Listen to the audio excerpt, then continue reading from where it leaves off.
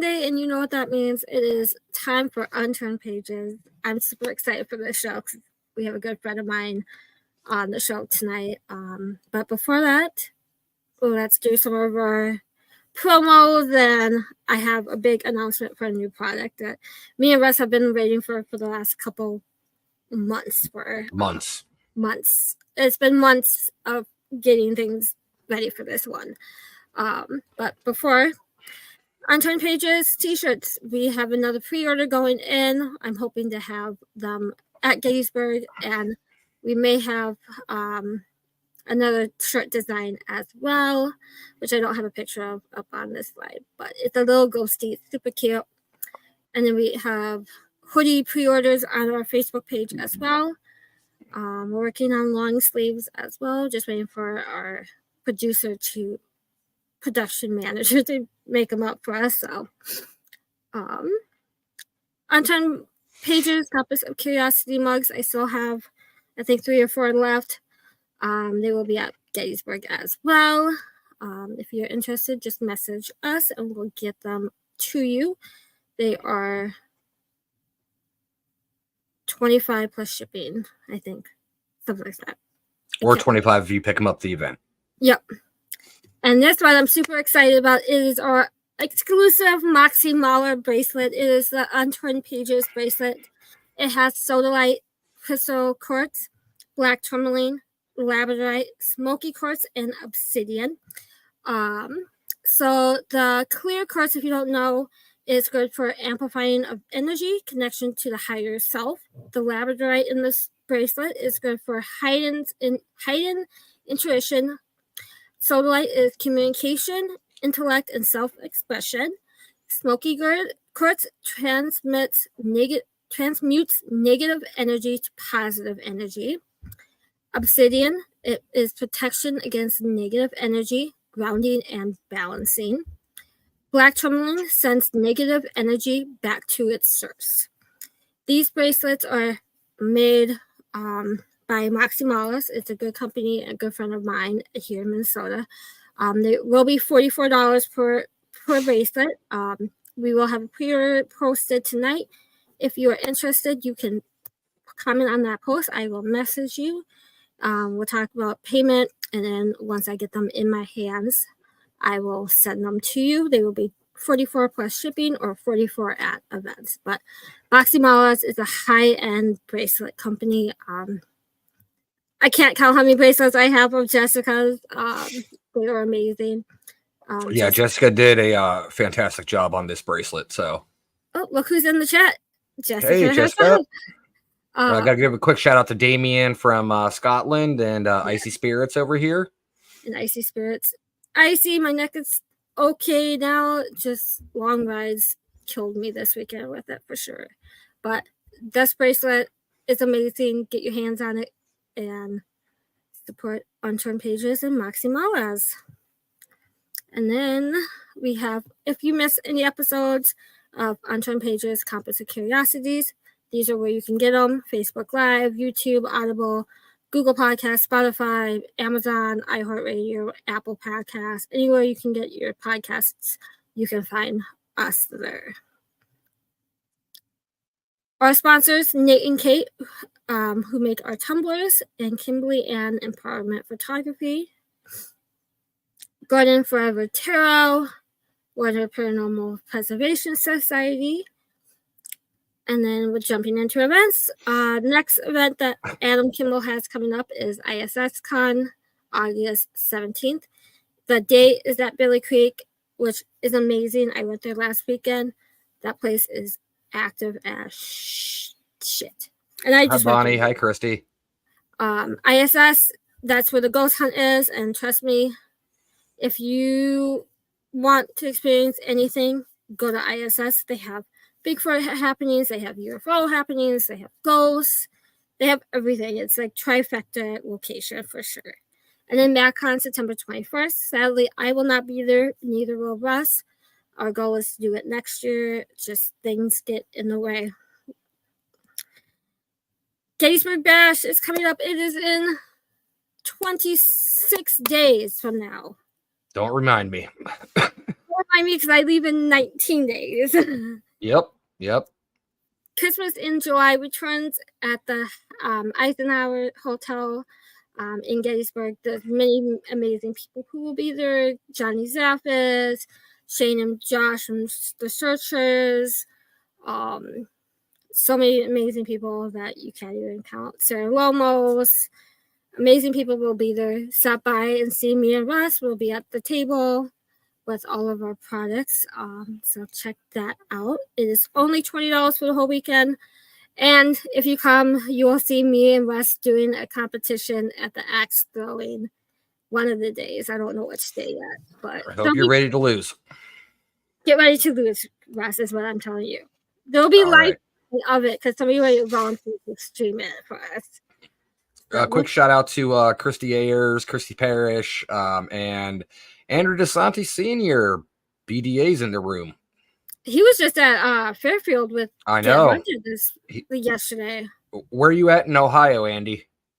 Probably in Lancaster.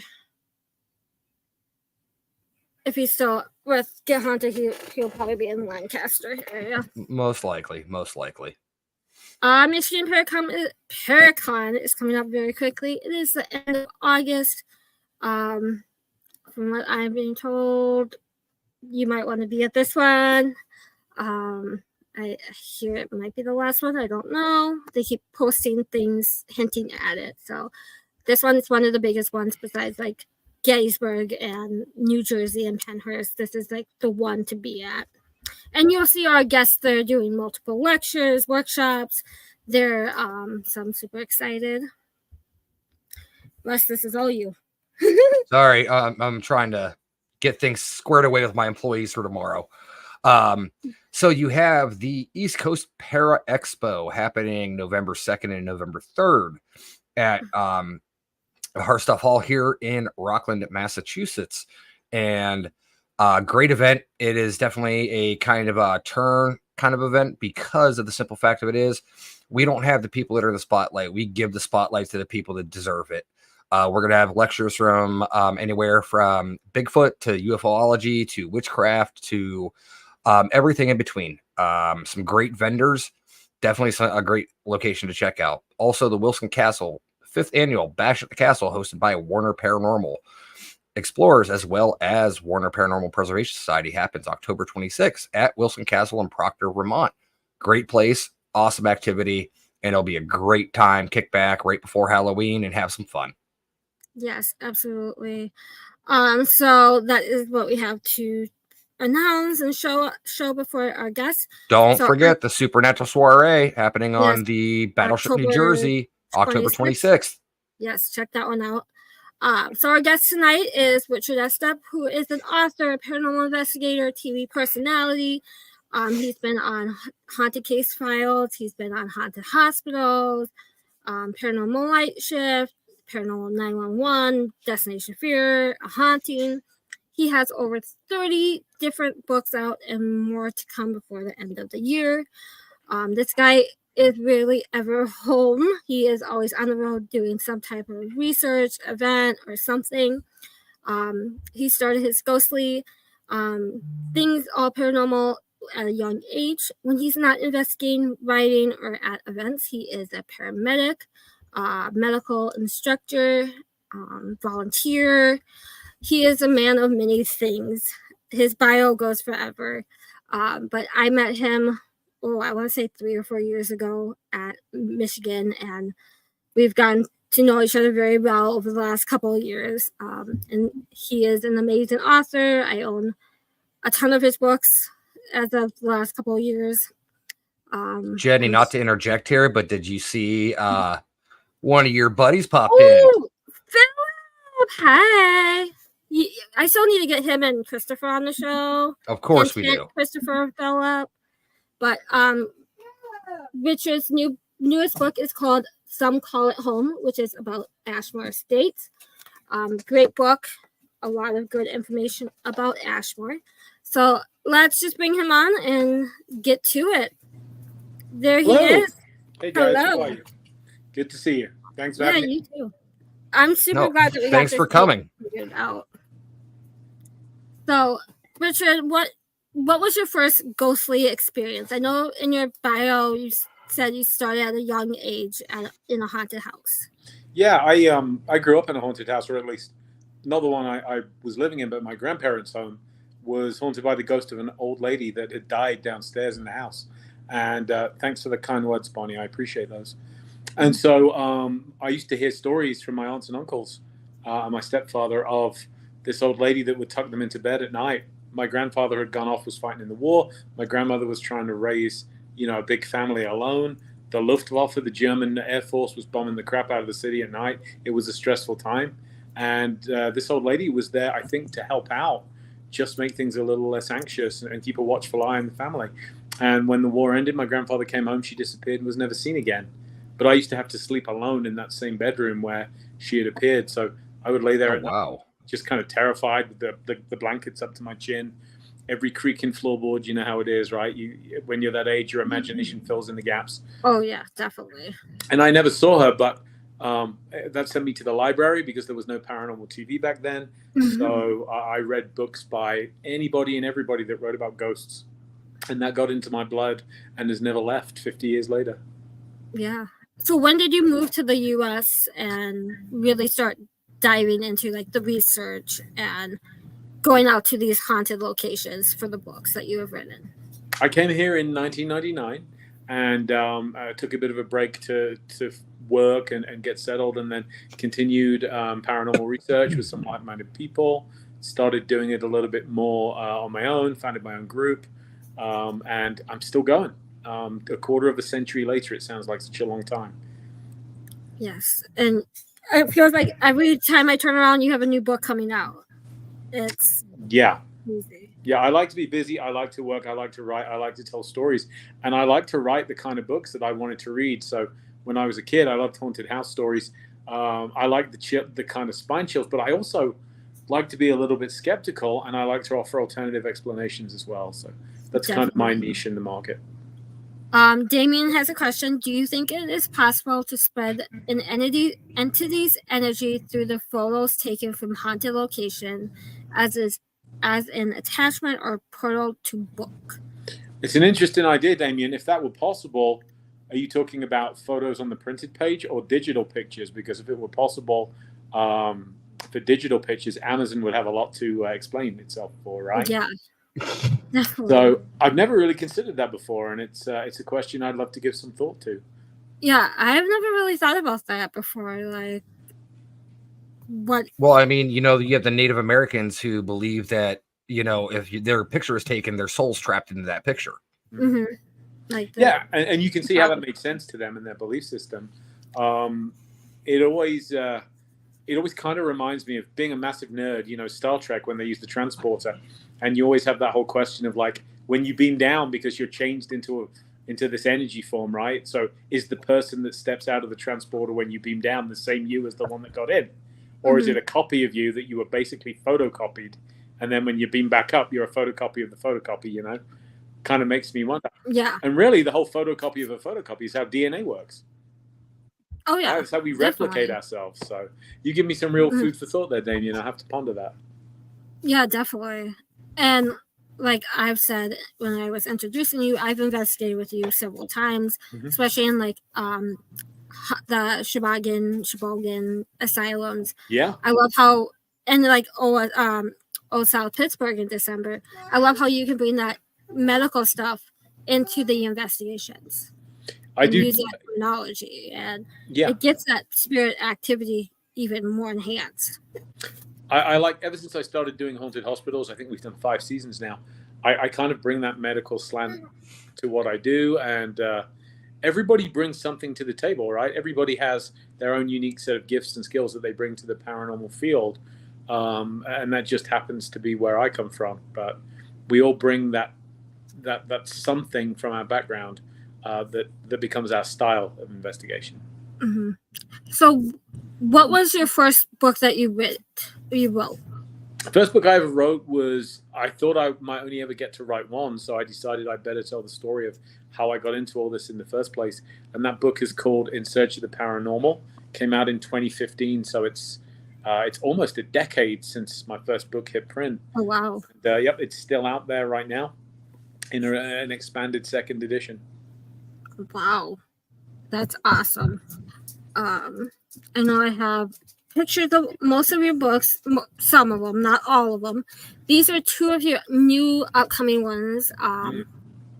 A Grave Undertaking, which is based on the haunted funeral home, correct? Yes. Can't recommend that show enough. The show is called We Bought a Funeral Home. You can see it here in the States on Discovery Plus. And it involved a family that bought a haunted funeral home in Canada. They didn't realize it was haunted, but it makes total sense that it would be. And they did bring in a couple of local paranormal investigators for one episode of the show. And I think it's fair to say that their style was very different to mine. So I'd wanted to do a lengthier investigation. And that book is the results of that investigation. So when is that book coming out? Is it going to be premiered at Michigan Paracon? It is. It's premiering at Michigan Paracon, and I'll be on a panel talking about it with the whole Blumberg family. So this will be the only place, I think, in the world, the only time we can guarantee you'll be able to get a copy signed by all of us, the Blumbergs, myself, Brad, Blair, and Tim Ellis, who are also investigating, and also John Tenney and Jessica Napick, and probably Jessica's dog Toad as well will all be there. Oh, wow. Like, leave Michigan Paracon with a first edition of this with like nine signatures and a paw print in it. Definitely. I may. Jenny's going to Michigan Paracon. I may have to have her pick me up one. Oh, definitely. So when will your patrons get this book before Michigan Paracon? Or they will. In fact, they're reading it now. I meant like a physical copy to bring to Michigan. So Patreons get it the minute I get copies. So the minute I get copies, I sign them and I put them in the mail to my Patreon. So that's usually early. But occasionally it depends on how the shipping goes, but they'll get them very, very close to Michigan indeed. Okay. And they'll be getting In Search of Demons the same month. It's going to be like a double book month. I know. When I saw you, when Llewellyn sends out the whole new releasing books, I saw your book. I'm like, yes, another book of Richard's to add to my collection. This is definitely a departure for me. It's one of the books I'm proudest of having written, and I'm already getting some hate mail for it from people that haven't read it. But the people that have read it at least have been very positive and have said nice things about it, and I appreciate that. So what is In Search of Demons? Well, it's pretty much exactly what the title says. I've made no secret of the fact that since I came to the US, I began paranormal investigation about 1995 in the UK. For 10, 12, 14 years, I never encountered in person a demonic case. I mean, I'd heard about them, I'd read a couple of books about the Warrens and things of that nature, but I'd never encountered one. And then all of a sudden, certain TV shows started featuring them, and demons were everywhere. Interest in them exploded. You couldn't go to a place without it becoming a demon house. And I just asked, what's going on here? Yeah. If there are as many demons out there as some people would have us believe, then we are essentially living in Dante's Inferno, right? We're living in hell. Definitely. So every time you turn around, you hear it's a demon. It's a demon. Right, and that really helps some people with their YouTube views, doesn't it? So, not that I'm being cynical, but I definitely think demons are a buzzword, a marketing ploy some creators use just to generate the views, and clicks. That being said, you also have to have a balanced view of it. I've seen skeptics that say there's no such thing as demons. It's an antiquated idea. It's ridiculous. If you believe in this, you're crazy. And I've had believers accept that they exist without question. And I think the answer probably lies somewhere or in the middle. I wanted there to be a middle ground. So I went to visit some of the US's allegedly most demonically infested locations, but I also talked to experts in the field. And before anybody's getting ready to type there are no experts in the paranormal field, I talked to neuroscientists, psychologists, an emergency medicine physician. These are all experts in their field. Oh, yeah. I talked to a world-class illusionist, I talked to Bob Murch, who is the expert on the history of the Ouija board, the link between Ouija boards and demons, which really wasn't there until The Exorcist came out. Yes. Fellow author and researcher Troy Taylor really helped me talk about the 1940 St. Louis exorcism on which that movie was based. I went to Erling, Iowa to look at the Erling exorcism, which predates the St. Louis case by a couple of decades. Oh, And wow. so I brought in a whole bunch of experts in their areas of the field to try and get close to this idea of, are demons out there? Belief in them is so prevalent. How much is real? How much is provable? How much of this is a matter of faith? And that's what this book is. That's Now, awesome. see, I do have to agree with you on one thing you did just say, Richard, was I tend to stray away from using the word expert because there is no real expert in the paranormal, because it is still such a questionable based science, I guess you could say. But there are experts in each specific field that deals with the paranormal. I'll agree with you 90%, Russ. So, and the other 10%, I interviewed Dr. Kieran O'Keefe, who is a legitimate parapsychologist. He has he is a doctorate in parapsychology. That being said, we tend to equate that with ghost hunter, right? Which he very much is. So I think getting that perspective was important as well. And I think this goes back to what I said earlier. Everyone brings their own strengths to this field. So I talked to a Catholic who was an exorcist. I talked to people that have been at exorcisms and things of that nature. It was an interesting ride indeed. And I think if you do believe in demons, this book won't convince you they're not real. If you don't believe in them, it won't convince you they are real, but it will hopefully give you some food for thought. I wanted to write a rounded analysis of the whole subject with one foot in each camp, and then let you decide, the reader, what you make of it. Mm-hmm. And that's what I like about your books, is you leave it up to the reader to make the final judgment on most of the hauntings that you write about, or the locations, or that topic that you're writing about. That's why I love your books. I don't ever want to tell you what to think. I'm happy to tell you what I think, but I would much rather kind of lay out, the evidence, the results for you, and let you decide. That seems to me to be the way that shows the reader the most respect, as opposed to driving an agenda. Definitely.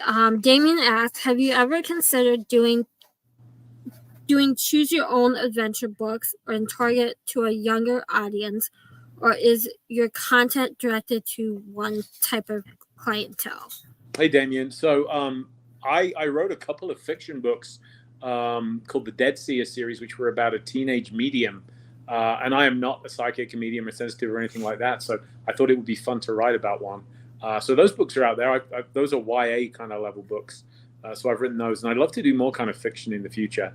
It's just finding the time, because my writing career is one big game of whack-a-mole. Just when I think I've got it in hand, a cool new project comes up and I have to jump in and do it. And when I say I have to, I'm not complaining. I'm very, very fortunate that I get to write the books I do. But it's always me saying, let me just do this project and I'll have some free time. And it never works out that way. I was going to say, you never have free time. You're always doing writing, or you're at events, or investigating for your books, or you're doing your day job as an EMT/instructor. Yeah, my day job as a paramedic is very important to me. And I feel like, much as I enjoy the paranormal, there is something to be said as well for having a field of endeavor that is completely aside from that and separate. I very much enjoy taking care of sick people. That shows the compassion of it, where you can see it from both sides. I mean, which is absolutely fantastic. My mother was an EMT, so I really admire those first responders and everything like that.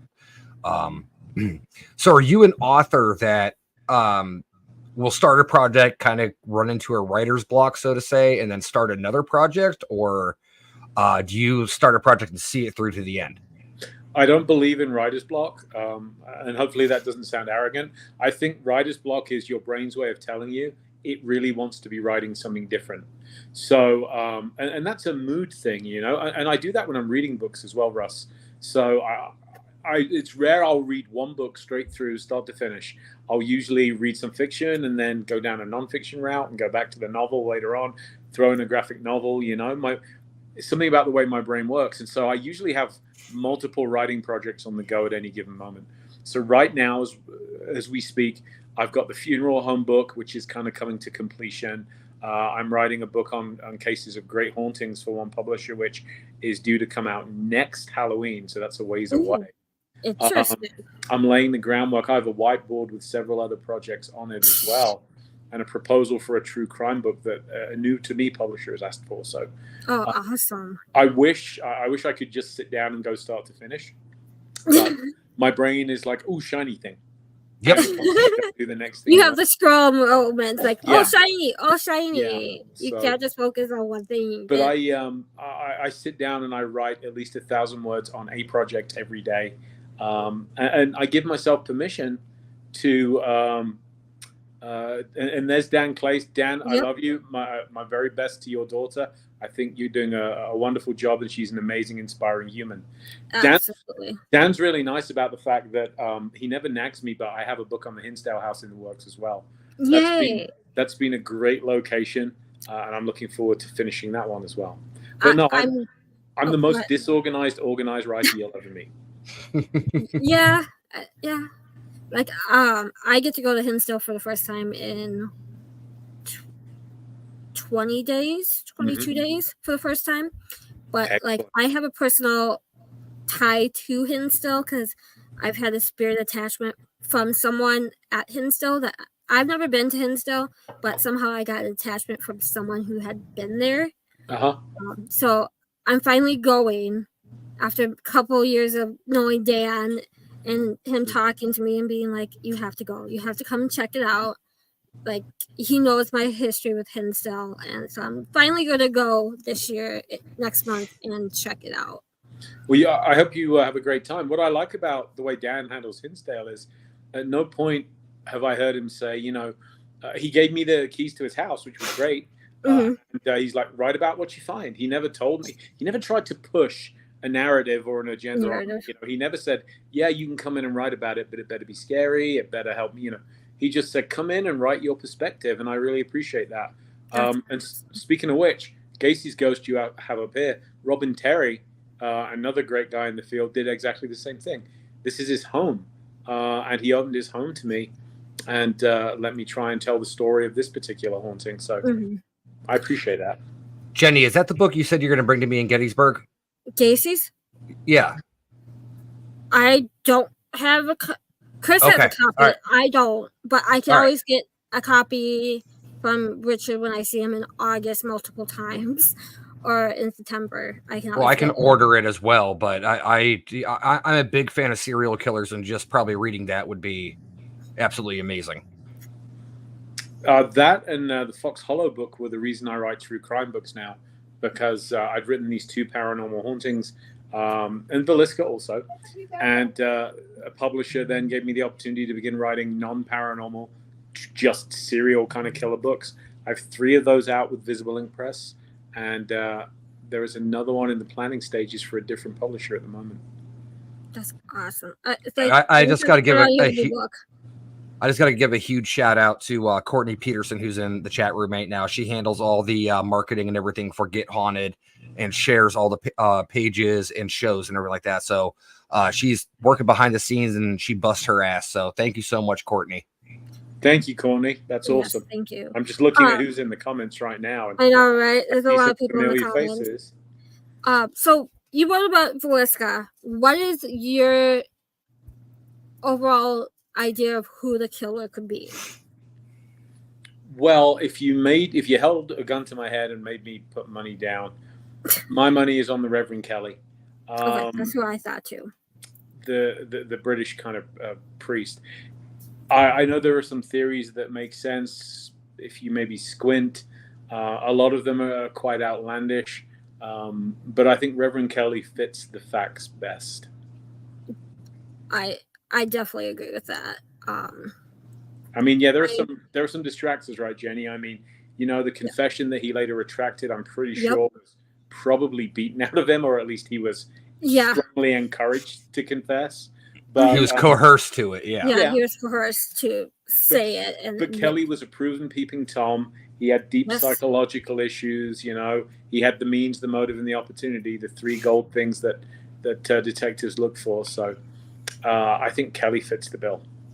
Absolutely. I know you've written a book about Malvern Manor too. Mm-hmm. Do you think that there's a connection between Malvern and Villisca? We did talk about it in the book, and both Johnny Hauser and Josh Hurd are good friends of mine.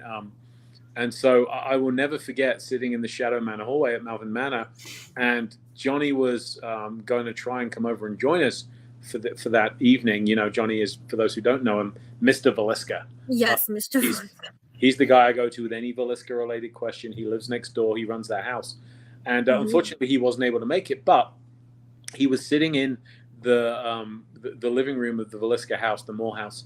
And we were talking, had him on speakerphone. And we were in the Shadow Manor hallway at Malvern Manor asking Johnny questions about Valiska. And before he could answer, he was getting thud, thud, thud on the ceiling of the empty house. Oh, So wow. someone in the house, in the Valiska axe murder house, the Moore house, was answering our questions with thuds, which I thought was very interesting. Now, there's no written documentation to prove there was a link. It's all speculation. It would make sense, but that's as far as we can go. Oh. Now, so here's a question I have for you. So, you know, say Adam Kimmel. He owns 3 locations. He owns ISS, he owns Fairfield, he owns Madison.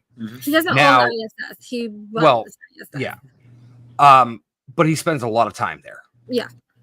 I've never met Adam. I'd love to work with him. I've heard good things about the way he does stuff. But anyway, he's a very, very good guy. Very good guy. I've known him from years ago, back when I lived in Ohio. But do you think there is a link possibly between locations or people that go to different locations of, you know, carrying one spirit over to another location? I think it's entirely possible. I used to give tours at a very haunted hotel here in the Rocky Mountains. The Stanley? I wasn't going to name it, but it's a... Don't be shy about it. That's one of the most notable hotels in the country. Let's just, and you say Colorado, people don't exactly. The ownership of that hotel is not overly fond of the ghost stories being talked about when I worked there anyway. They don't talk about it now. So anyway, we investigated parts of this hotel that I haven't named, and we found solid evidence that, for one thing, it was haunted by children. The top floor of this hotel, all of the paranormal activity, or the majority of it anyway, was childlike in nature. But no kids ever died at that hotel, not one. Like, the records were checked exhaustively. So how do you have children haunting a place where no child has ever died? The logical conclusion is they came in there with somebody else, or at least that's one possible interpretation. So, or maybe they died somewhere else, but their family spent a lot of time at the hotel, and that's where they played and hang out when their parents were having parties or whatever at the hotel. They could just be hanging out now after life. Maybe they're free to travel. You know, I like the idea in the afterlife that you can travel wherever and whenever. But also, I think as a medical professional, we have to consider the possibility of the equivalent of spiritual contamination and infection, that you can do the equivalent of catching, you know, an attachment or a bug or whatever in place A. And people like us, and by people like us, I mean anyone who's watching this and listening to it, we go from place to place to place. So if you're in Iowa and you visit the Valiska Axe Murder House, you can get something, I think, glom onto you there, and you decide to visit Farrar or Edinburgh Manor. Oh, absolutely. Mouth, and it, you know, they drop off there. You've just infected that place without ever knowing it. Oh, yeah, absolutely. Like my story with the attachment from Hinsdale, the person picked it up at Hinsdale because they had been hanging out there. They were the caretakers at the time. And they come to Wisconsin, and the spirit liked me more than that person, and kind of like, hey, I'm going to attach to her. That's kind of like the same thing. Like, it just kind of piggybacks to you, and then if they like that location, they can stop and hang out. Yeah, I think that's entirely possible. So I find that easy to believe. Hold on, I gotta find it here. Which one is it? Fox Hollow Farm. Because I know you spent a lot of time at the farm, correct? Yeah, that's true. So, what was your experience being in that house, on that property, investigating and writing that book? You have to be very aware of bias and how your own mind likes to play tricks. Because when you go to a place like Fox Hollow and you know that those poor young men were all murdered in the pool and in the wet bar that attaches to the pool. Kim Sage, how are you, my dear? It was great seeing you at Belle Grove, and I hope we get to work together again in future. So you know, I was napping there, and I'm like, you kind of want to sleep with one eye open, just Oh, because you yeah. know what happened in that place. My one regret with Fox Hollow was that I wish I'd been able to bring in someone who had literally no idea what this place was. Just, you know, someone that was not in the paranormal field at all, and just pay them to spend a weekend there as like the dog sitter, you know, while the family go on holiday, and The just ghost bait. yeah, I mean that's not a term I would use for them, but it's exactly what I'm talking about, because you want to remove suggestion from the picture. You know, we're all biased. You showed a cover of my book, The Black Monk of Pontefract, which is one of the UK's most infamous haunted houses. That house is the one house that unnerves me more than any other place I've ever investigated. And I have stayed in serial killer locations, and the reason has nothing to do with ghosts. This place is like a time capsule from the 1970s in the UK. It looks just like my grandmother's house did when I was a boy growing up. Oh, wow. You know, and so I walked through those doors, and instantly it feels like I'm 5 years old again, with the same fears I had when I was 5 years old. You know, you have those old 1970s carpets and wallpaper and the old TV, and they have like a Betamax VCR recorder and things like that. You know, it really is like going back in time 40 years or so, and that messes with your head. You know, Oh, I so bet. we all have our biases, we all have our blind spots, and our Achilles heels. So you have to be wary of them in a place like Fox Hollow. You know that the terrible things that were done there. How could you not be affected? And yet, Okay, it's so I'm going to come Sorry. across sounding a bit ignorant here. I've been in this Oh, field God. for almost 30 years now. Mhm. I have no idea what Fox Hollow Farm is. Well, I wish I'd known you when I was writing the book, Russ. That would have been perfect. I literally don't. The short version is it's the home of a guy called Herb Baumeister, who killed anywhere between 11 and 20 men, depending. Much of it is still speculation, but we know that he did it. Good evening, John. How? It's always good to see you. He murdered these men in the pool. He would pick them up in gay bars in Indianapolis when his wife and kids were away at their lake house, and then he would murder them, usually in the pool, and then would drag their bodies out into the woods behind the farm, would set them on fire, would dismember them, and then just leave them for the elements to dispose of. So it's a particularly grisly and tragic tale, and definitely there is a black cloud over the farm because of that. But it's now, most serial killer locations are torn down, and rightfully so. Oh, You know, yeah. you don't want them to become a shrine to ghouls. There's a reason that you can no longer go, you know, to Gacy's house, the house where he committed the murder. You know, there's a reason you can't go to Dahmer's apartment building. But Fox Hollow was, it looks almost exactly as it did during the time of the murders. And it is now a family residence and has been for many years. And yes, it's haunted. The family did allow me to come in and basically bring in a small team and spend a lot of days and nights investigating there. But it brings me a lot of joy to think that of this terrible stain on the neighborhood, you know, and on the city of Carmel. The family has come in and they are now erasing that as best they can. Every family holiday, every Christmas, Thanksgiving, they're bringing all this light and laughter into a place that has seen so much darkness. It's almost like they're reclaiming it from its own awful history. That's what it sounds like. Is they're just like not focusing on that negative aspect of that property. They're bringing more positive and Yeah, they are. happy Now, memories in. This may sound like an off-color comment, but my curiosity gets the best of me every time because I've done trigger scenario situations before. Mm-hmm. Is the pool at Fox Hollow still in existence? Yes, I swam in it. I was going to ask you if you swam in the pool. I swam in the pool, and so I'm not someone who believes in provocation. I don't believe in re-traumatizing. The idea that these spirits might still be around, you know, where do you get off on then kind of re-simulating their deaths? Mm-hmm. I did that earlier in my career, and it's one of my great regrets, actually. And I learned better and moved on. But here's the thing. So we learned that Blue Bayou was Herb's favorite song, and we learned this from his lover, actually. And so I swam in that pool, and we played that song, and I was growled at. We recorded a disembodied growl in that swimming pool, and at least one very creepy EVP. So the pool is probably the epicenter of that particular haunting, which makes a lot of sense considering what happened there. But so are the woods outside.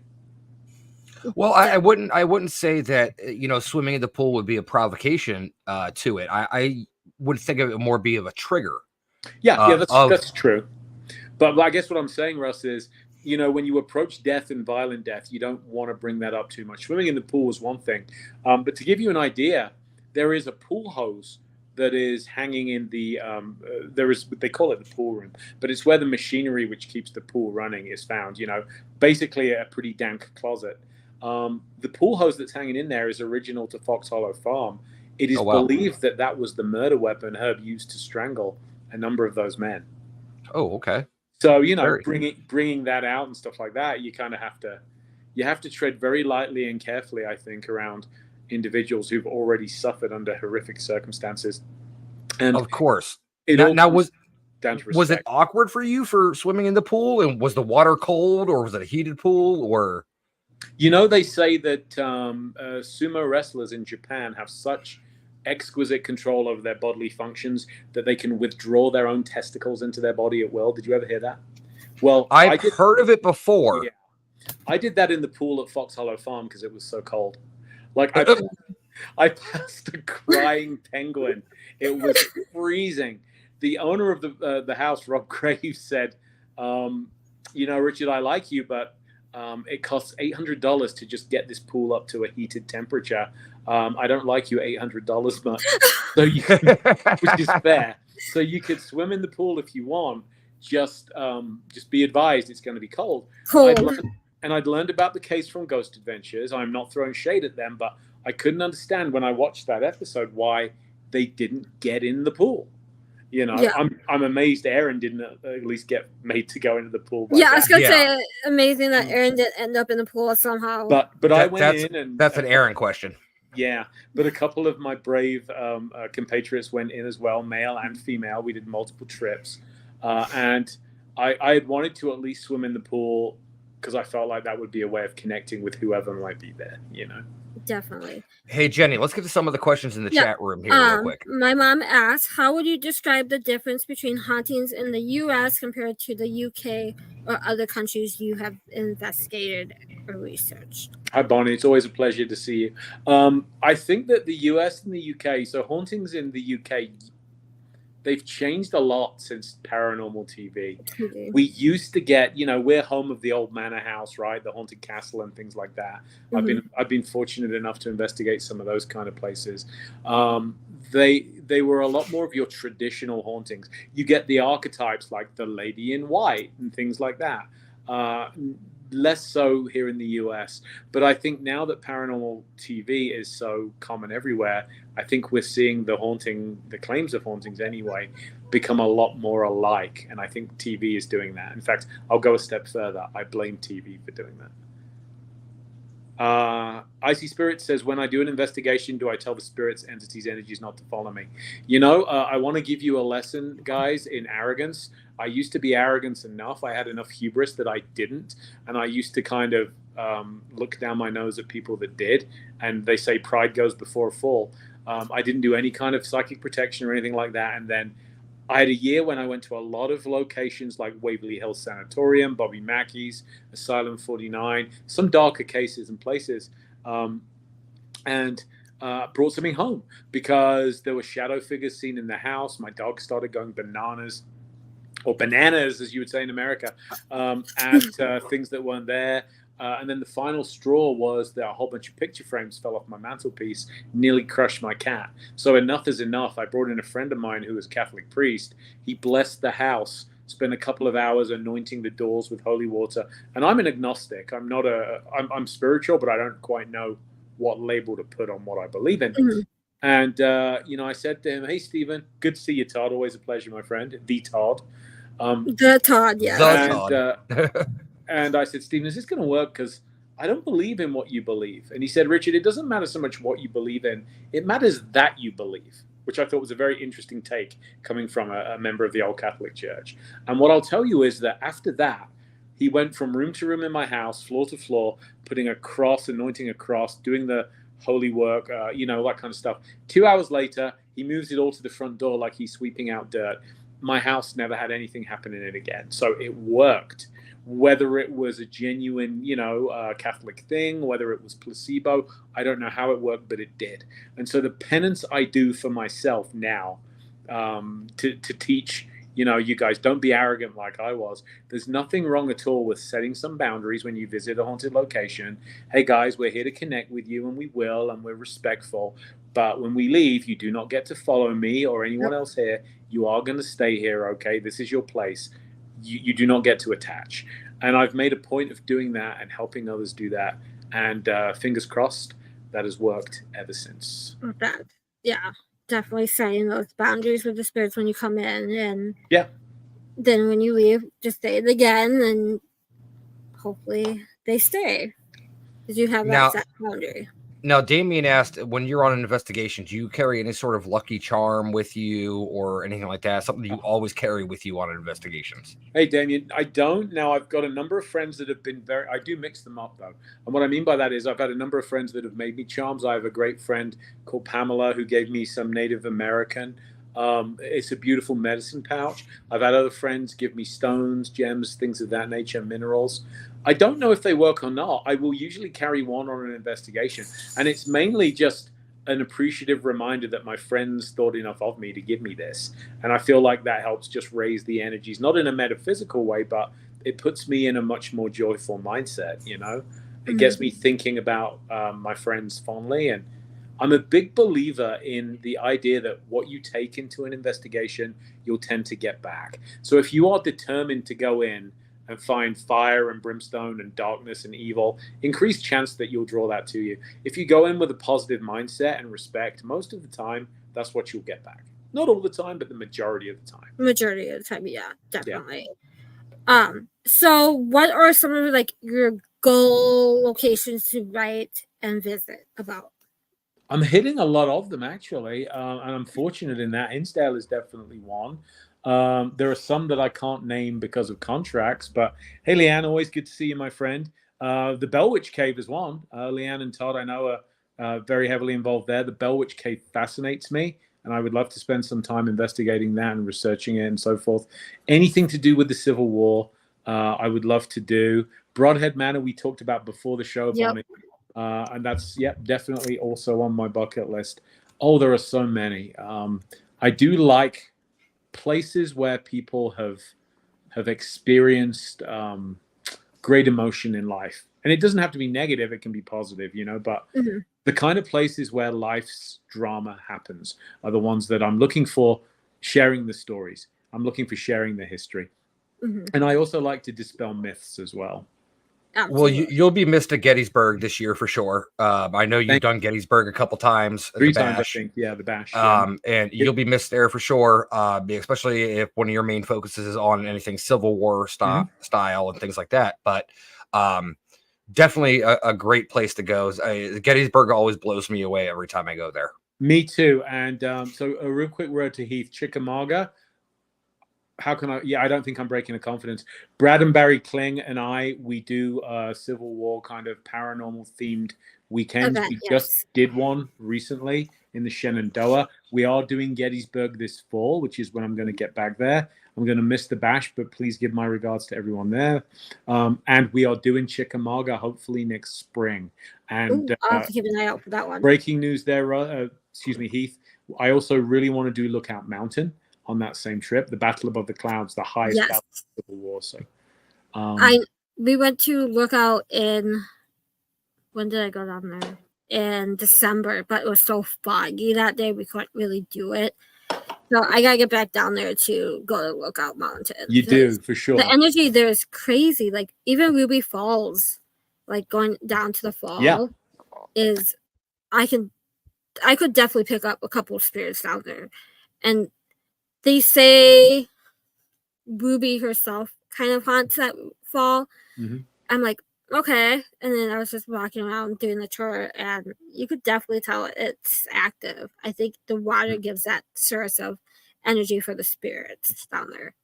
It's entirely possible. One thing the U.S. does, I think, so well, which other countries could learn from, is the Civil War is such an integral piece of U.S. history and the fabric we have of a nation that preservation of Civil War battlefields is top notch. You know, you Oh, get to absolutely. walk the ground, and as someone that you know, for a period of my life as a younger man was a reserve infantryman, there's no way you can truly appreciate events without walking the ground for yourself and seeing it. Gettysburg teaches you that, right, guys? Oh, You absolutely. walk Pickett's charge, you walk up that slope, you are looking into the mouth of those cannon, and you're thinking, you know, leaving aside all the politics and things like that, the bravery to just walk across that stretch of ground, knowing that you are walking into the face of hellfire, you know, it's just incredible. So. Well, I brought this up on my show last week. Actually, I had a guest on, and I was telling them that Gettysburg actually just opened a new museum.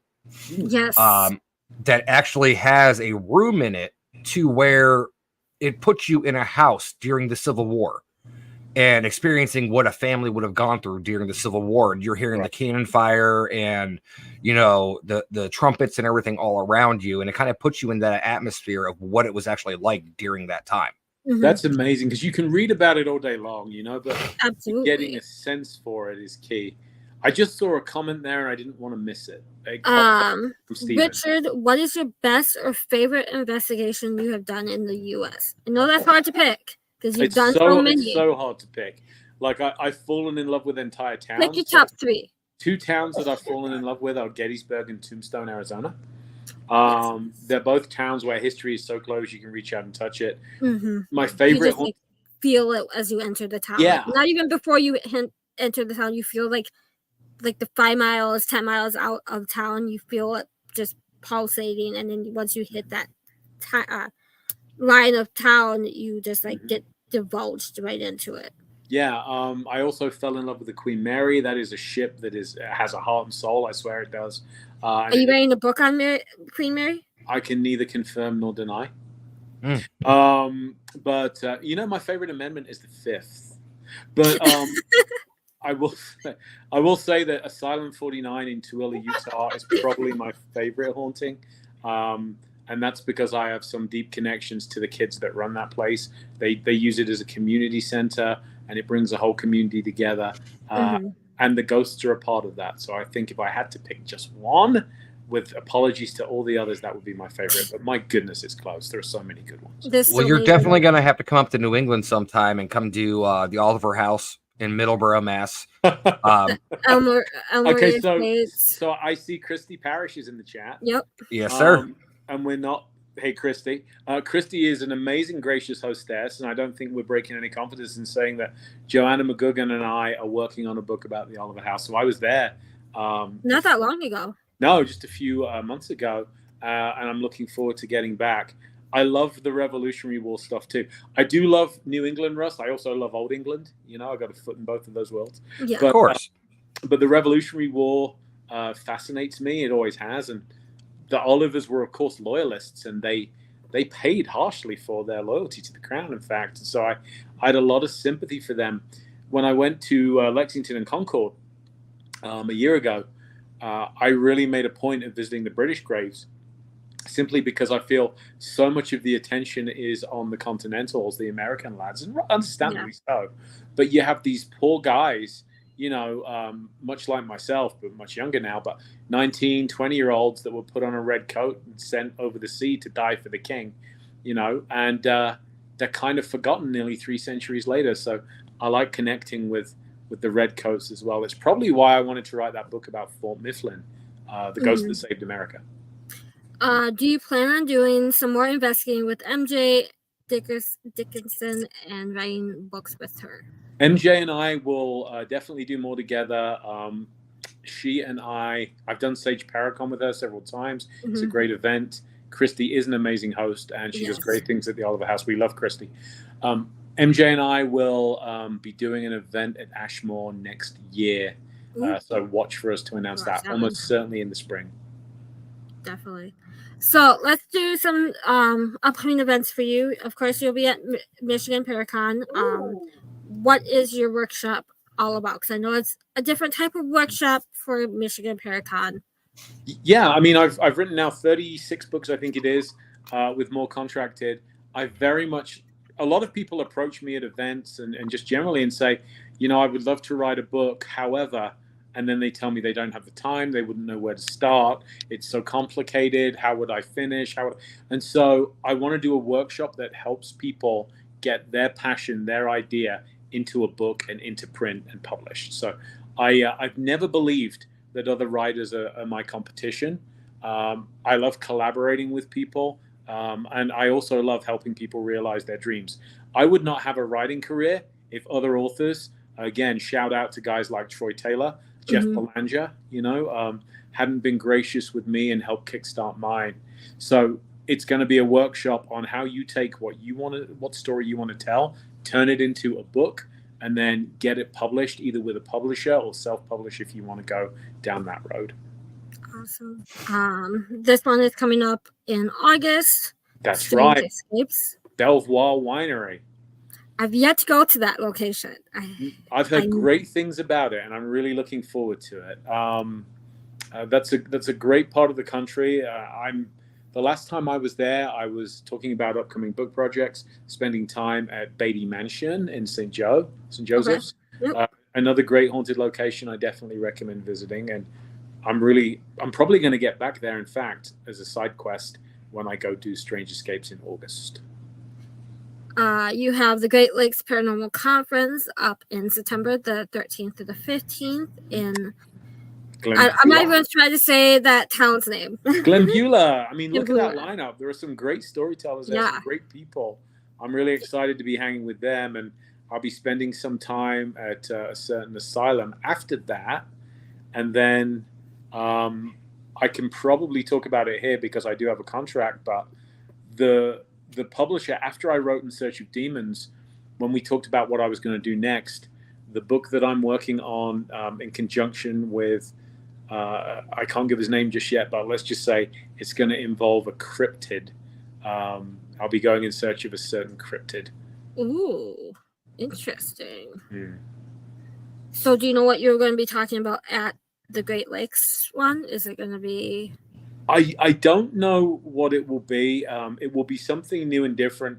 One of my pet peeves is someone who loves to go to events. I don't just like walking out to a stage and doing a Q&A. I've seen people do that, and I feel like if you're paying for a ticket to come hang out with people, they should be delivering something that's, not the same old thing. So, Bonnie, in answer to your question, yes.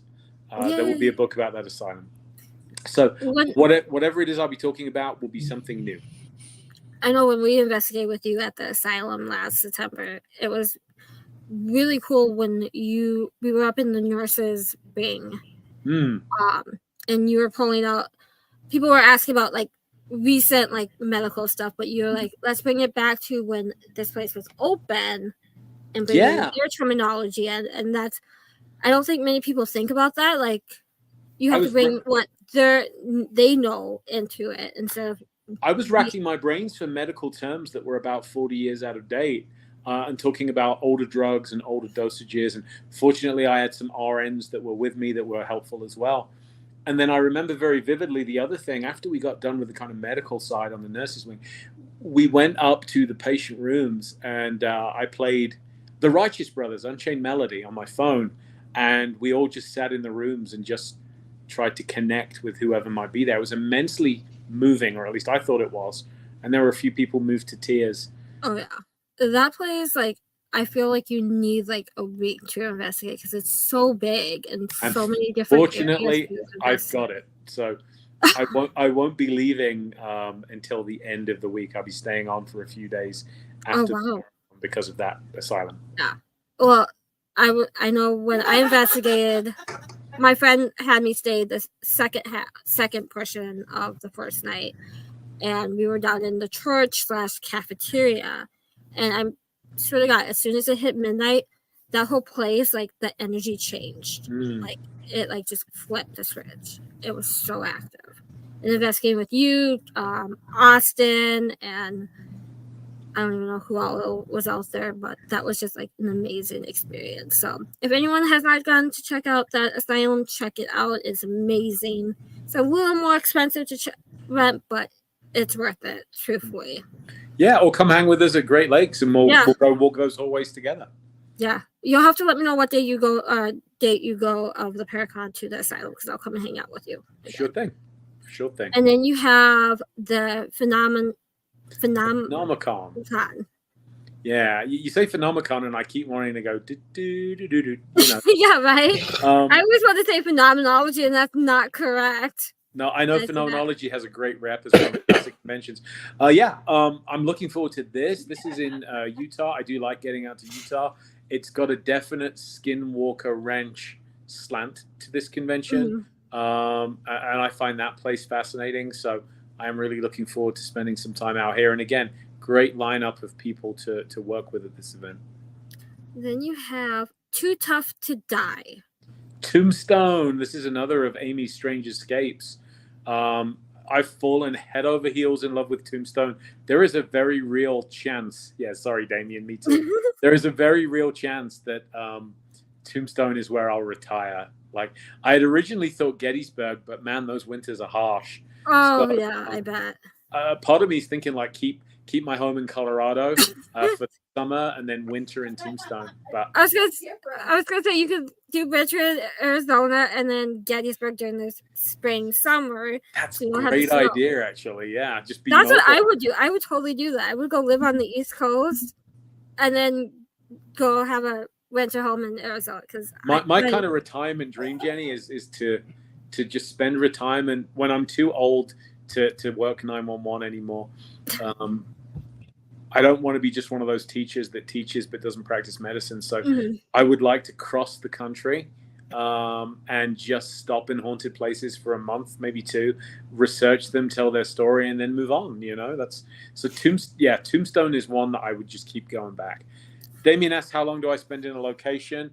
I like to be there multiple days and nights if at all possible, Damien. Like a week is a pretty good number, and I will do repeat visits as well. When I spent 15 years as a volunteer firefighter, and we were always taught it's not the fire that kills you, it's the building. And what that means is that the building collapsing or you falling through the floor, things like that, is usually what kills you. And one thing I encourage all paranormal investigators to take from firefighters is this. If your knowledge is deficient anywhere, it's probably in building construction. So I get asked a lot, what books do you recommend for paranormal investigators? The one nobody ever sees coming that I always tell people to read is Brannigan's Building Construction for the Fire Service, which is now in like its 7th print. And it is all about how buildings behave, how air moves through them, how a structure changes when it's cold and hot, when it's contracting at night, you know, as after a long day. Things like that, this field. And not enough of us study it, so... Now, have you ever investigated any haunted jails or supposedly haunted jails, and have you had any experiences? Yeah, Bodmin Jail in the UK. I wrote a book about that called The Hanging Pit. That was one of the strangest cases of my career because it's one of the few times I've been physically affected on an investigation. I do know people in the field, no disrespect to them, that seem to get, for want of a better word, influenced, or I don't want to say possessed, but at the drop of a hat. I don't get that. I don't. But I went down into the hanging pit at Bodmin Jail. This was their place of execution. And after I emerged, several people that know me pretty well said, your whole demeanor changed. It was like a different person came out of that pit. And I became very angry, stomping around the place, very pissed off for no really obvious reason, you know, blowing it up out of proportion. And we're going beyond just being tired, you know, and being cranky. And I was driving away from the jail at the end of the night, and a voice in my head, it didn't literally say this, but I just had this overwhelming compulsion. It just said, go back and apologize to the jail. So I turned around. This is like 4 a.m. Went back to the jail. The lady that runs events there was standing at the gate smiling, and she said, I knew you'd be back, which really kind of freaked me out. And I said, I've just got this feeling I need to say sorry to the jail for whatever reason. I think I might have angered it. So I went through and apologized to a building, which if you've never had that experience is pretty surreal. And just as I was finishing up in the middle of the jail, this colossal like boom sounded from one of the flagstones, the stone flagstones in the middle of this building. And everything totally changed. I was back to my old self. The atmosphere changed. It was really weird. So my strangest prison experience. No, Bonnie, I've never gone to Indiana State Sanatorium. I would love You to. need to. Whoever the owner is, if I get in touch with them at some point, I would be delighted to do a project on that location. So you would contact Adam and Addie to get the date booked. The owner's Greg. He's amazing. We met him on Monday when we investigated, and Monday. And really, I usually never investigate from when I step in to the moment I leave. I usually fall asleep sometime if I'm staying the night there. Right. ISS was so active, I stayed up for that 15 and a half hours to investigate. Nice. And it wasn't just ghostly activity, it was Bigfoot. Because we were hearing things in the woods that would be like, we heard like a tree fall, like, and then we heard like crunching of like big crunching sounds, which I'm like, if it's deer, it will not make that loud of a crunching sound. But ISS, it's literally one of the biggest locations I've ever been to, and it's just filled with so much activity and so much different type of activity. Like, it's I think they have like 10 or 15 buildings on the property that you can investigate. Yeah, if I ever get out that way, and if I get a chance to talk with the folks that run it, I'd be delighted to add that to my bucket list. Yeah. I'm also trying to clear up some of my backlog as well, and I never like to rush books out, but I'm trying to make good, because there are owners like Dan Class again that I definitely would like to see their books come out before I move on to pastures new. But yeah, I will add ISS to my bucket list for sure. Definitely. What is like your biggest tip to someone just coming into the paranormal field and starting to investigate? What would your biggest tip be? Don't believe everything you see on TV. Don't believe the majority of what you see on TV. And I say that as someone who's on TV. No, I think that there are plenty of good people out there that are good mentors and role models and colleagues. And I think that some people try to be gatekeepers. Some people are territorial when it comes to locations and things like that. Find the good people out there that you want to work with and collaborate with them, and create your own little clique of people. Yeah, I mean, I don't want it to be cliquey. It should be open. It should be like your little, like the group of people that you really trust, and then keep building out to it. Like, I don't have like a paranormal team itself. I like to collab with other people and other teams. So when I go out to investigate, I usually post on Facebook or contact people I know in the area and be like, "Hey, do you want to collab and do this event with this investigation with me?" And see if any of their friends want to come, if it's big enough, and just like all come together and just like collab and get different ideas, different techniques. Like, I just bought a Sony ST25 recorder. Like, it's kind of like the DR60, but cheaper. But I'm going to try that out because I've seen it from a couple of friends of mine the past couple of weekends. And I'm like, I want to try it. Like, it's a it's an older piece of equipment, but kind of like it's new to the field. I think being open to new ideas is key. I'm a very much not a fan of the DR60 at all. I think a lot of what is picked up by the DR60 is the internal mechanics. I'll get to that in a second, Damien, if you leave that up. It's the internal mechanics of the device. But I work with people. My good friend MJ Dixon swears by it. I very much swear against it. You can still, we still work together, just on the understanding that we're not going to see eye to eye on that. Yeah, and it's okay to not see eye to eye. It sure is. It's just trying to get other perspectives and ideas going to try, and if it doesn't work, you can continue doing what you want or trying something else. Yep. If it works for you, let it work for you. Different ways to do this, and I often think to myself, when I get a little above myself, I'm like, well, I've got 25 years of experience. And then I remember, so did the captain of the Titanic. And look how that ended out. Yeah. So Damien asks, any tips from published writers on how to get recognized? Do you mean how to get published, Damien? I think so. So, I will tell you this. Number one, if you want a traditional publisher, you've got to decide whether you want an agent or whether you're going to submit directly to a publisher yourself. Some publishers will not accept anything unless it comes through an agent. Some of them will. So when you've written your book, go to the nearest bookstore, Barnes and Noble, wherever it is, find the shelf. Here's how I did it, my first book. I went to Barnes and Noble, I found the paranormal section, and I went down the spine of all the books there that were kind of like the one I'd written. And I'm like, who's this publisher? Who's this? Who's this? Then I went home and I Googled every publisher and I saw which ones had open submissions policies. Yep. And those were ones that didn't require an agent in order for you to submit to them. And I sent query letters to them. There are plenty of books out there on how to do query letters. You can find that on the internet for free. And I got one that wrote me back. That was Llewellyn Worldwide. Yep. I love Llewellyn. They are amazing people. And they published my first book, In Search of the Paranormal. They just published In Search of Demons. That's coming full circle. So find a publisher like that, and you may not need an agent. If you want to self-publish, that's a whole different discussion. And long story short, I've written a book on how to do all this. It's called Building the Right Life, right being WRITE. Everything I wish I'd known when I started writing, I put into that book. But also, I like helping people out. So if you have specific questions, shoot me a Facebook message on my account, Richard Estep Author, and I will do my best to answer them for you. He asked, was there a specific book that you read that made you decide to write about your experiences? 1,001 books, Damien. I was that kid that grew up. I did not have a lot of friends as a kid, and I wasn't very sporty. So my friends all lived in books like Lord of the Rings and things like that. So, you know, from Tolkien and things of that nature.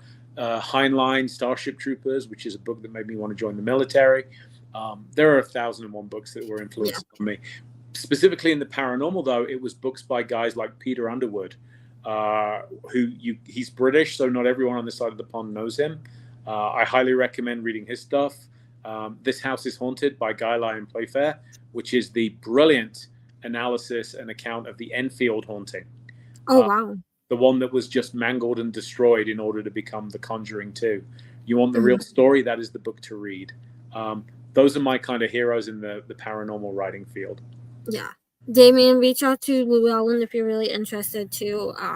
I know a few of the agents or, you know, people there. They're like 20 minutes from my house, not even. So I'm good friends with them out there. So they're really cool. Contact them through the website and reach out, because I've sent that link to a few of my author friends who are looking for places to publish the books too. So definitely check out. The main thing I would tell people, Jenny, is this: don't give up. You have to have a bit of a thick skin. You will get rejections in publishing, but you have a story that you want to tell. You tell your story. There is an avenue for it. Get it written, get it finished. And when you're happy with it, figure out where and how to sell it. Okay. But you might write that next great book that influences somebody to go become a paranormal investigator or whatever it is. So make sure you tell your story and make sure your voice is heard. I kind of love this question. Better influencers, books or YouTubers? So it's kind of interesting, right? You don't see a lot of, I know YouTubers get a lot of bad press, and this is kind of a loaded question, right, Heath? I have a lot of disrespect for a certain type of YouTuber, and it is the YouTuber that basically ignores the history, sensationalizes things, finds darkness and demons and blood and invents claims and doesn't do any research. But there are some quality YouTubers out there that are putting out great stuff. TikTokers are part of that too. Yeah, there's some great stuff out there. So people like Becky Ann Galantine is one. Joshua Darren is another one. So as much as people like to harp on social influencers, there are some great ones in the field. They are creating good content. So just pick the person that you follow wisely.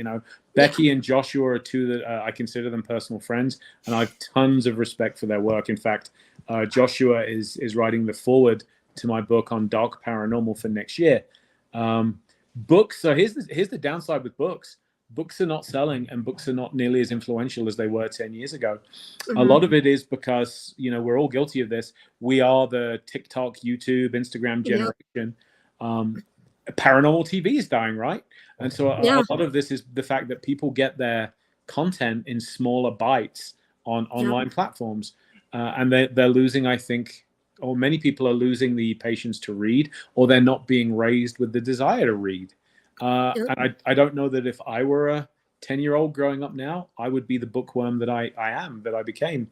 I might just be looking at TikTok and Instagram all day long too. So it's tough to say. Like, if you not really have the time to do the reading, it's Audible. Like, a lot of your books are out on Audible. Yeah.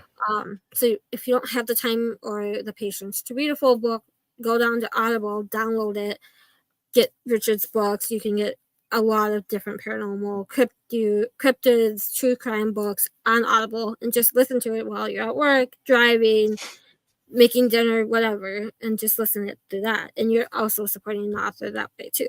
I appreciate that, Jenny. And yeah, my final thought on it is there are good, honest, hardworking creators across all genres. They are on YouTube. They are on TikTok. They are on Instagram. They are writing books. They are on network TV, and they are anywhere and everywhere. You know, some of them actually are still struggling to find a voice or find an audience. So find someone who speaks to you, and whatever platform they happen to be on. And if you're not sure what's best for them, ask them, follow them, support them.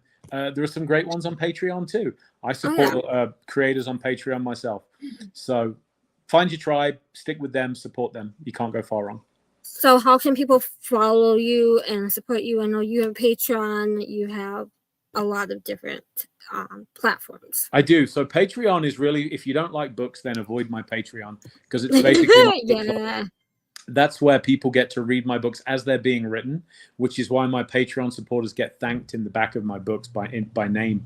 And so the book that you're reading then goes into print, and you get a signed copy delivered to your door, which I love doing that. Complete with hairs from my cat, Gwen, who insists on manking up every copy. You can find me there. You can find me on Facebook as Richard Estep Author, Instagram, Estep R, TikTok as I forget, because I'm not built for TikTok, honestly. So you can still find me lurking on TikTok under Richard Estep, I think. But and I have a website, richardestep.net. But thanks very much for putting that up. Yes. But I want to totally worth following him on Patreon, because you get the books as he's writing, and you get a physical copy when it is out, signed and mailed to you, so you don't have to go to like an event and wait in line to get a book or go to your bookstore. You can support him directly through his Patreon, which is really cool. And I want to thank everyone that tuned in tonight to listen. There were some great questions. I want to thank you, Russ and Jenny, for having me on. John's pointing out that on Facebook we have a group called the Richard Estep Literary Circle. Whatever I write, it's not literature, but I appreciate the fact that they set this up for me. This is a group where they discuss my books, and we do live regular Zooms where I meet with readers like this. So we had one today with Josh Hurd from Malvern Manor where we talked about that book, you know. And there's no cost for that at all. You'll have to send me the link, because I'm not finding it on Facebook now. If you Google Richard Estep Literary Circle, and you should find it. Okay. If I can't, I'll message you. Yeah, if not, I will message you. I'll send you an invite, okay? But thanks to everyone that joined us this Sunday evening. I really do appreciate it. Russ, you have your final two questions. All right, so one of the final two. If you were on death row, what would your final meal be? Oh man, they say Gacy's was Kentucky Fried Chicken, right? Yeah. The KFC franchise. What would mine be? It would be a full English breakfast: bacon, eggs, sausage, baked beans, tomatoes, toast, black pudding, all mixed up together in what we call a train crash. Oh jeez. Oh wow. Yeah. Sounds like a garbage plate that they have in New York. It is literally cholesterol on a plate. A few people are joining your Patreon as we're talking now, so welcome aboard and thank you. It's a pleasure to have you as part of my team. Damien says large doner kebab chips. I'm not really breaking a confidence here, but I'm from Leicester in the Midlands, so Sunday night when I was a young man, I would go out with my friends to the pub. Pub would close at like 11, early hours on a Sunday, and we would stagger back and have a large doner kebab and chips with curry sauce at the chip shop. So you're a man after my own heart, Damien. Yeah. If you eat too many of those kebabs, watch your own heart, okay? Go see the doctor. Like, I know I talked to you at Michigan last year with MJ. We'll have to get you guys both on at the same time to talk about your trans A transatlantic mediumship. Yes. Yeah. Yes, definitely. Because Yeah, you MJ, guys are doing and- so much with that right now. MJ knew you were going to say that. Oh yeah, MJ knew that. When I came up to her at Michigan, she goes, "You want both me and Richard on to talk about this, right?" I'm like, "How did you know this?" Like, Oh, seriously? she's doing Jedi mind tricks. That's what it is. Yeah, I'm like, MJ, I love you. She's just awesome. She's But like, All I right. know. I will see you very soon in August, and Mhm. again in September a couple of times probably. So Yeah, it's going to be fun. And again, thanks for having me on. It's been very enjoyable. I really appreciate it. yes, Of course. thank you No, for thank you for and coming on. spending your evening with us. All right, my friends. Anything else I can do for you before I go walk my adorable dog? No, go Not walk your at all. dog. Enjoy your Colorado weather. Hopefully, it's not snowing there. It's not yet, but you never can tell. with the Pikes Peak. I saw Pikes Peak got snow this week. So Yeah, they do get snow in the mountains quite a lot. yeah, but go walk your dog. Have a great evening, and I will Cheers. see you soon. Good night. Bye. Thank you. So that was Richard. I love investigating with him. I love talking with him. So I was glad that we finally had a date picked and worked for him. Just as a reminder, if you didn't catch the beginning of the show, we do have a Unturned Pages Moxie Mala bracelet. It is $44 plus shipping. It entails solarite, crystal quartz, black tourmaline, labradorite, smoky quartz, and obsidian. It is an exclusive, so you won't see this anywhere else. Yes, these are custom made for Unturned Pages. Yes, $44 plus shipping or $44 at events. Jessica put a lot of time into this. I've worked with her for the last couple of months getting ideas together about what we wanted in this bracelet. It's good for protection. It's good for grounding and communicating with spirits and protecting yourself. So it's a good bracelet for investigators and people who walk all kinds of life. So if you're interested, send me a message on the Unturned Pages page or my personal page, and we will get you all set up. I'm going to do a pre-order, and then we'll go from there. But yes, it is an amazing bracelet. Next weekend, or next Sunday, we have... I have to pull up the schedule. I can't remember. Well, while you're pulling it up, so tomorrow night on Compass Curiosities, I have Dee Dee Jabril coming on and doing some dream interpretations. Yes. So if you have nothing to do tomorrow night, jump on and share your dreams with you, and she may be able to give you a little bit insight as to what's going on. Yep. Next Sunday, we have Stacey Lee, who will be doing some card readings and talking all metaphysical with her. And then speaking of, somebody just popped into the chat here. Did you grab me some of Bill's nuts when you were yes, at Broadhead? I do have Bill's nuts for you. You can put his nuts in your mouth in Gettysburg. Well, it's after 10 o'clock. All the kids should be in bed. Yes, we have your nuts for you. You're welcome. He made sure we got them before he left. I appreciate that, Bill. Thank you very much. You'll be tasting his nuts very soon. I'll be tasting them in Gettysburg. That'll be my my late night snack. I think he sent me a box of double spit nuts for you and some other kind. I was like, oh, here we go. This is a good drinking snack. Exactly. I mean, after the party's out on the patio, just walk back up to the hotel room and just sit there and snack on those until I fall asleep. Perfect. Mm-hmm. Absolutely.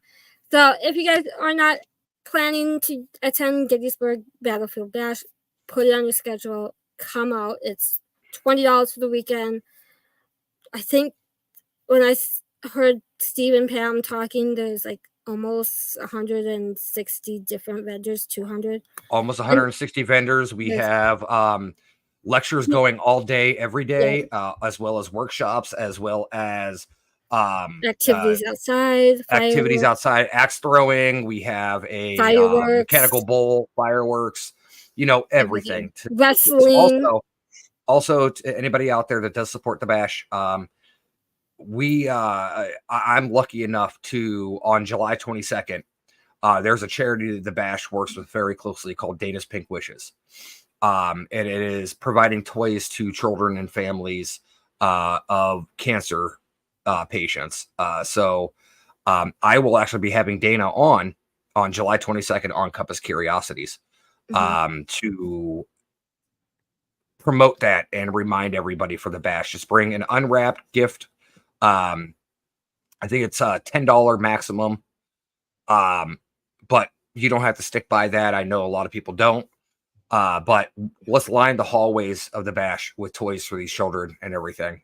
Yes, absolutely. Because last year it was amazing to see how many were there in the hallway. I think I'm gonna have to reach out to a couple people because I know people took pictures of the hallway last year. So I have to reach out to a couple people and get pictures of it. That way on the 22nd, anybody that listens can actually see the impact and the abundance of what was last year. It was crazy. It was piles and piles of them. It went down the whole hallway of the hotel.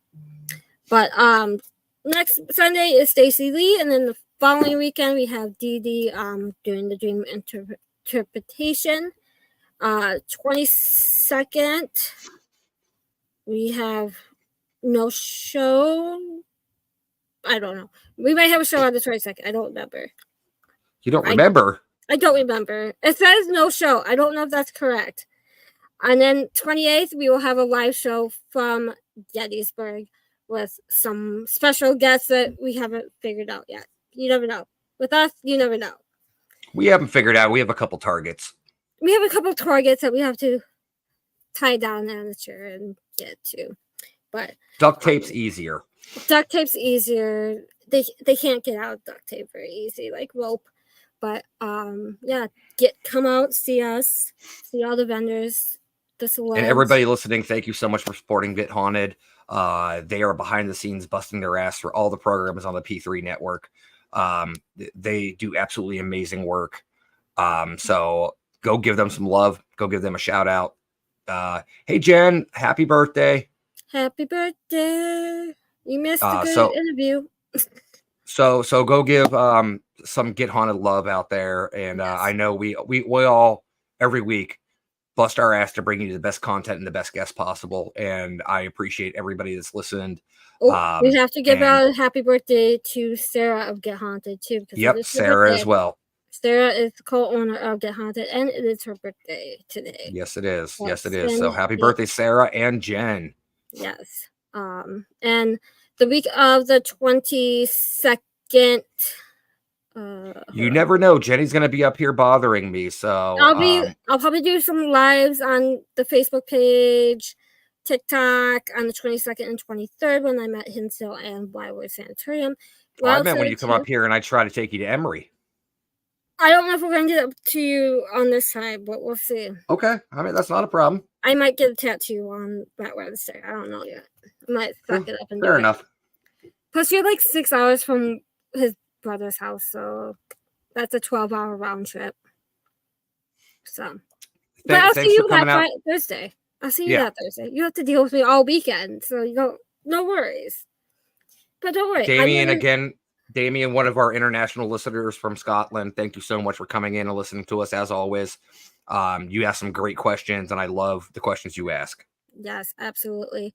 So come listen tomorrow night with Dreams of with Dee Dee, and then come back next Sunday. But listen to all the shows on Get Haunted. There are so many different ones, like Banter with Richie B on Saturdays and Paranormally Blonde. Danny and Dee Dee do their show. Yeah, I can't think of what their show is called. I need to get a list and keep it next to me when we Oracle Whispers with Candy and Catherine. There's that Pac-Man show. I was like, what's the last name? Pac-Man. Pac-Man Paranormal. Right before us. If you have not watched Haunted Discoveries, it's the new Brandon and Mustafa show. It finally released in the USA on Sling TV. It is amazing. I love how that show is set up. So thanks, Courtney. Yes, please do tag Jenny and I in a master list of all the shows. Yes, please. But guys, thank you so much. We will see you all tomorrow and next Sunday. Have a good night, guys. Thanks. Good night.